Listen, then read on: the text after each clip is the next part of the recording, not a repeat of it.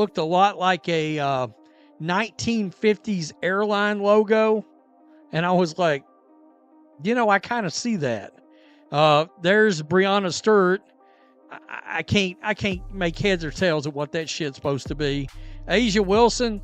Okay. What happens when Nike, the brand that turned Michael Jordan into a global icon, chooses the next face of women's basketball? Happened a few minutes ago, and it was a long time in the waiting. Many fans were wondering where Nike has been with any Caitlin Clark merchandise whatsoever, but developing a signature logo and a signature shoe does take time. So without further ado, here is Caitlin Clark's official Nike signature logo. There is a statement that says, Caitlin's signature logo pulls you in like her game. It features interlocking C's. Her mark is emblematic of ever-expanding range. September 1st, Caitlin Clark's signature logo dropped, and the internet went wild. Nike servers crashed from the rush. Shirts with the navy and yellow interlocking C's sold out in less than 10 minutes. Fans were refreshing nonstop like it was a Jordan release. Resellers doubled prices within hours, and social media turned into a war zone of opinions and envy. Y'all to stay patient. I've been telling y'all that Nike takes their time, that Asia Wilson's shoe deal was 2 years in the making, that Paige Beckers had PEs, not her own signature shoe, and that Caitlin Clark's was 100% coming. And people kept saying, oh, Nike fumbled the bag with Caitlin. It has to get out there. Nike fumbled the bag. No, they didn't. It takes time. She's got to develop a whole freaking product line. But they just announced, breaking news right now, we have a logo. That is the official Caitlin Clark Nike logo. And it's not just that. I mean, this is cool. Nike has just announced that a signature product line will be dropping soon with signature shoes coming in 2026. Now, this is going to be her logo for all of her Nike stuff that is Caitlin Clark official stuff, just like we have the Asia Wilson line where she has her logo on. And at the center of that cultural shock was Aya Wilson. The self-proclaimed queen of Nike basketball woke up to a nightmare, dethroned not by another championship, not by another MVP, but by a logo that shouted power. A logo that declared Caitlin Clark as the one. Wilson has been with Nike for 6 years, 6 years of loyalty, hard work, and trophies. Yet in a single day, Caitlin Clark stole the spotlight she believed was hers. All right, subtle commercial, nothing too crazy. No big bang, but here we go, folks. If we look at this right here, this is the Easter egg I'm talking about. We have 1, 2, 3, 4, 5, 6, 8 billboards, 8 billboards. October, December, November, January, February, March, April, May, the start of the WNBA season. Is that when these shoes are gonna drop? Is that when these shoes are gonna drop in May? We know that come October, we're gonna get some merchandise, we're gonna get some apparel. But the shoes, they said, coming soon in 2026. How soon? May 2026? The jealousy was obvious. The whispers were loud. And the rumors are only just beginning. To some, a logo might seem small, but in basketball, a logo means everything. Think about Jordan's Jumpman. That silhouette wasn't just branding. It was a revolution. The same goes for Kobe's sheath, LeBron's crown, and Katie's sharp initials. Time and money and resources to be able to have an opportunity to come watch his team play or come watch me play. And, I certainly understand that. And I try to make as much time as I can to sign an autograph because that can really impact somebody's life. I mean, who knows, maybe they're going to put that up in their room and look at it every single day and have something to dream about and something, that they want to be one day. And, being able to do that and take, like I said, 10 seconds, like it's the little things that really go a long way that impact young kids. So it's not something I take lightly at all. When you get a logo, you stop being just a player. You become an era. And now, Caitlin Clark has entered that exclusive club. Her interlocking C's aren't just for sneakers. They're Nike's way of saying, this is our franchise star. This is the athlete who can do for women's basketball what Jordan did for the NBA. Debut with this soft cotton logo tee. And you know what's interesting about this design? It does look like they are interlocked, but if you kind of like squint your eyes, it also kind of looks like a very dimensional one C in front of the other one. I don't know if that's just me. According to Nike, the shirt is available, but it's not available just yet.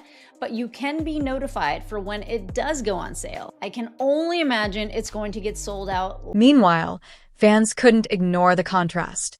Aya Wilson's A1 shoe came with a plain sparkle logo, something that looked more like clip art than an icon. Nike didn't say it outright, but the message was clear.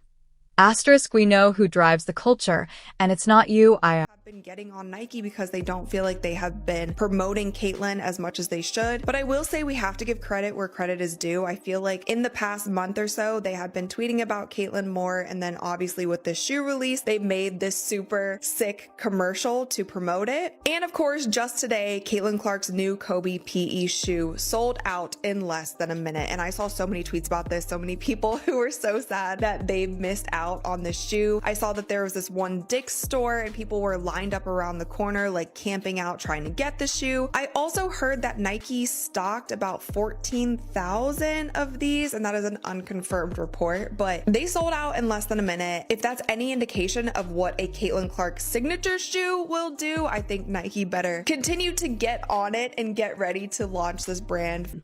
And this is where the conspiracy started. Some fans believe Nike deliberately downplayed Wilson's rollout just to make Clark's launch look bigger. They argue the timing wasn't coincidence, it was strategy.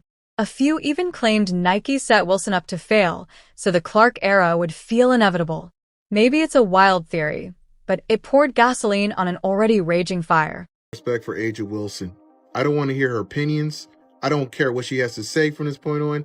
When you keep a Nike deal 2 years in secret while you're spewing all that crazy stuff about Caitlyn Clark in the Time magazine, read it. Read what she said in the Time magazine. Yet you had a Nike deal the whole entire time. If you need proof that Nike made the right move, just check the numbers. Caitlyn Clark isn't just popular. She's rewriting the record books.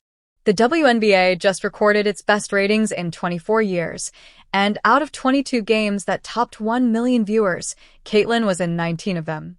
That's not luck. That's dominance. A'ja Wilson truly co-created her new A1 signature basketball shoe and collection to ensure every detail is authentic to her and her community. And guess who's speaking there? Good old Cheryl Swoops, who's part of Nike and knew the whole time too. So Cheryl Swoops spewing all that crap about Caitlyn Clark. Yeah, you knew that A'ja Wilson's going to be coming out with a shoe deal, with a collection and everything. Road game attendance jumps by 87% when Caitlyn Clark's fever come to town. Entire arenas build promotions around her appearances and the merchandise. Forget it. Her Kobe player exclusives sold out in 5 minutes. Her logo tee crashed Nike's website. And on the resale market, prices doubled overnight. Somebody said it looked like Chanel. I said it looked like Gucci. But whatever it is a luxury sports brand. I can't think of very many luxury sports brands. Guys, yeah, do you, like, I'm a fashion guy. And I understand what Nike is doing. Nike is trying to get into the luxury brand style, the luxury department style, almost a little bit getting out of sporting. If they successfully do this, this has never been done. Never. Now compare that to Wilson's A1 release. Stores never sold out. Social media buzz faded in days. No resale market. No website crashes. The message was loud and clear. Caitlyn isn't just a star, she's the star. Industry insiders even leaked projections showing Clark's signature line could rival early LeBron numbers, with a potential $150 million revenue ceiling as a rookie.